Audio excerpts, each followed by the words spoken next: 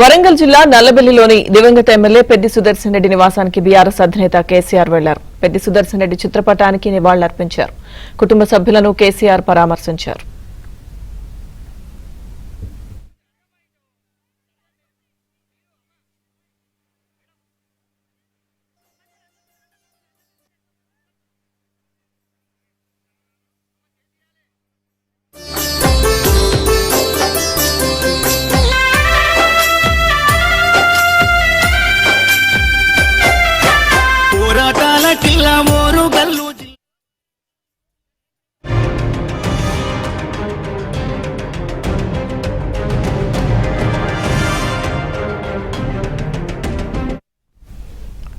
వరంగల్ జిల్లా నల్లబెల్లిలోని దివంగత ఎమ్మెల్యే పెద్ది సుదర్శన్ రెడ్డి నివాసానికి బీఆర్ఎస్ అధినేత కేసీఆర్ వెళ్లారు. పెద్ది సుదర్శన్ రెడ్డి చిత్రపటానికి నివాళులర్పించారు.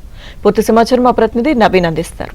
నవీన్, లక్ష్మీదుర్గా కొద్దిసేపటి క్రితమే బీఆర్ఎస్ చీఫ్ కేసీఆర్ ఇక్కడికి నల్లబెల్లికి వచ్చారు. నేరుగా పెద్ది సుదర్శన్ రెడ్డి స్వగృహానికి వచ్చి ఆయనకు అక్కడ ఏర్పాటు చేసినటువంటి ఫోటోకు నివాళులు అర్పించారు. పూలమాలలు వేసి నివాళులు అర్పించి ఆయనతో పాటు బీఆర్ఎస్ రాష్ట్ర నాయకులంతా కూడా ఎమ్మెల్యేలు, పలువురు ఎమ్మెల్యేలు, మాజీ మంత్రులంతా కూడా ఉన్నారు.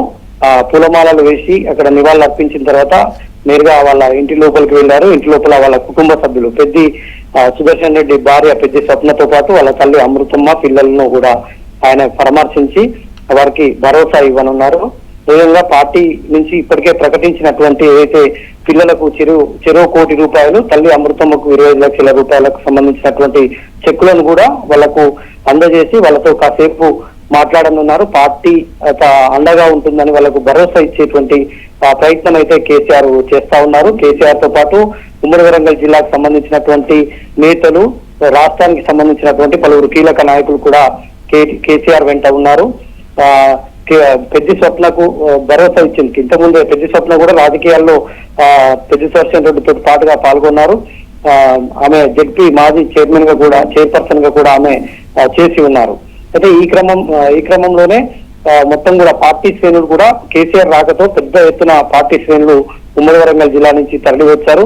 తర్వాత హైదరాబాద్ నుంచి ఇక్కడికి వచ్చేటువంటి ఎర్రవెల్లి ఫామ్ హౌస్ నుంచి ఇక్కడికి వచ్చేటువంటి క్రమంలో అనేక చోట్ల ఉమ్మడి వరంగల్ జిల్లా పరిధిలోకి రాగానే అనేక చోట్ల కేసీఆర్ కు స్వాగతం పలుకుతూ పార్టీ శ్రేణులు ఇది బాధాకరమైనటువంటి సందర్భమే అయినప్పటికీ వాళ్ళు పార్టీ శ్రేణులు కొంత ఉత్సాహం ప్రదర్శించి ఒక సంబురాలకు వెళ్తున్నట్టుగా వాళ్ళు స్వాగతాలు పలకడం, పాటలు పాడడం ఇదంతా కూడా కొంత విమర్శలకు తావిచ్చినటువంటి నేపథ్యం కనిపిస్తా ఉంది. కేసీఆర్ అయితే ప్రస్తుతం పెద్ది సుదర్శన్ రెడ్డి ఇంట్లో వాళ్ళ కుటుంబ సభ్యులను పరామర్శిస్తున్నారు. అనంతరం ఆయన కొద్దిసేపు 10-15 నిమిషాలు ఇక్కడ ఉన్న తర్వాత వాళ్ళతో మాట్లాడిన తర్వాత నేరుగా ఆయన వరంగల్ కు చేరుకుంటారు. వరంగల్ సమీపంలో ఉన్నటువంటి కన్వెన్షన్ హాల్లో ఆయన కార్యకర్తలు ఉమ్మడి వరంగల్ జిల్లాకు సంబంధించినటువంటి నాయకులు, ఆయనతో పాటు వచ్చినటువంటి నాయకులతో కలిసి లంచ్ విరామం తీసుకొని వాళ్ళతో అక్కడే సమావేశం అవుతారు. ఉమ్మడి వరంగల్ జిల్లాకు సంబంధించినటువంటి బీఆర్ఎస్ పార్టీకి సంబంధించినటువంటి అంశాల మీద ఆయన చర్చించేటువంటి అవకాశం ఉంది. అనంతరం ఆయన రోడ్డు మార్గం ద్వారానే మళ్ళీ ఎర్రవెల్లి ఫామ్ హౌస్ అయితే తిరుగు ప్రయాణం అవుతారు. అయితే కేసీఆర్ రాకతో కొంత ఇక్కడ అంటే రేపు సంతాప సభ, పెద్ది సుదర్శన్ రెడ్డి చివరి కార్యక్రమాలు, రేపు సంతాప సభ కూడా ఉన్నది.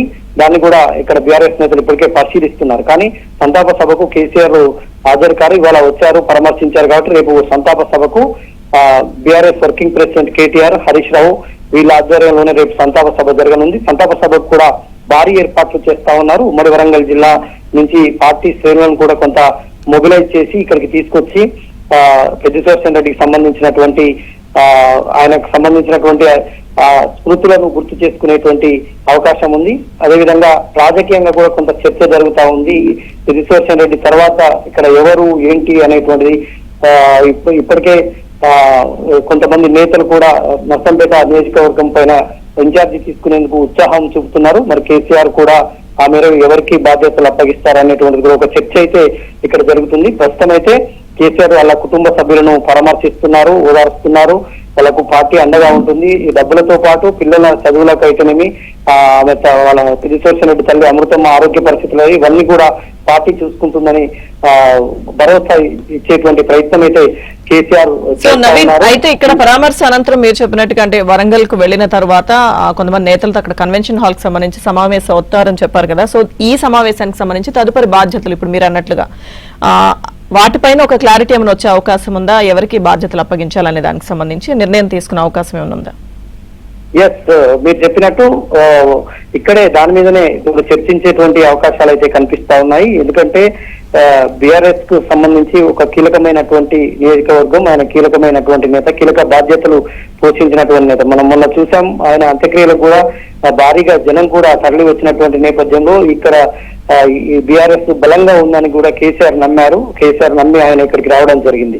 ఈ నేపథ్యంలోనే ఇక్కడ ప్రధానంగా ఉమ్మడి వరంగల్ జిల్లాకు సంబంధించి ఇది ఒక జనరల్ స్థానం, నర్సంపేట నియోజకవర్గం అనేది జనరల్ స్థానంగా ఉంది. కాబట్టి పెద్ది సుదర్శన్ రెడ్డి భార్య దళిత కుటుంబానికి సంబంధించినటువంటి మహిళ కావడంతో ఆమెకు జనరల్ స్థానం నుంచి బీఆర్ఎస్ అయితే భవిష్యత్తులో టికెట్ ఇచ్చేటువంటి అవకాశం ఉండదు, నియోజకవర్గ ఇన్ఛార్జ్ కూడా ఇచ్చేటువంటి అవకాశం ఉండదు.